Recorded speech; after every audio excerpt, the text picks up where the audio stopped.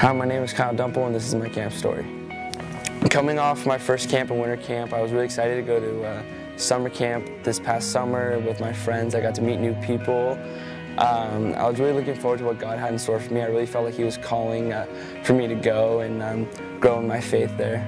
I was hoping that God would give me a sign of my spiritual gift and what He wants me to do with, rather that's evangelism or spreading the word, mission trips, or just staying here locally. I wanted a sign. I wanted to know what He truly has in store for me.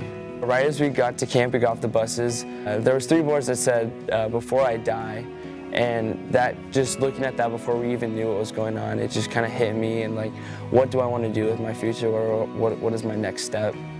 During that week, there was never a time that I was bored.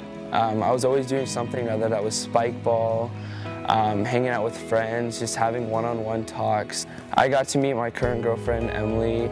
There's just so many people that I just sat down and talked with for just such a long time, of just 2 hours, just talking about how we came to faith, just what we're trying to do now. My big moment at camp was definitely the very last night. It was an emotional night for me personally. That's the night that I recommitted myself to Christ, and I decided that I need to get my faith completely back on track. There were so many tears that night.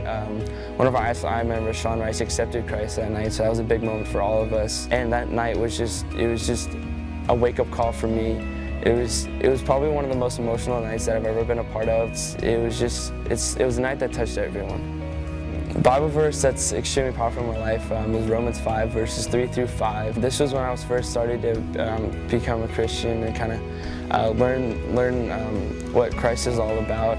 The verse says, "Not only so, but we glory in our sufferings, because our sufferings produce perseverance, perseverance to character, and character to hope. And hope does not put us to shame, because God's love has been poured into our hearts through the Holy Spirit, which has been given to us." And that really just tells me that with all bad, there's good. With any trials that we go through, there's always a good. There's always a light at the end of the tunnel. And no matter what, it's God's perfect plan, and He has a reason for everything. If you're thinking about going camp, if you're on the edge, if you're rather, do I want to, do I not, I'm kind of mixed in both, definitely go, take that leap. And I highly suggest going to camp and taking that next step, because you never know where that can go. My name is Kyle Dumple, and this is my camp story.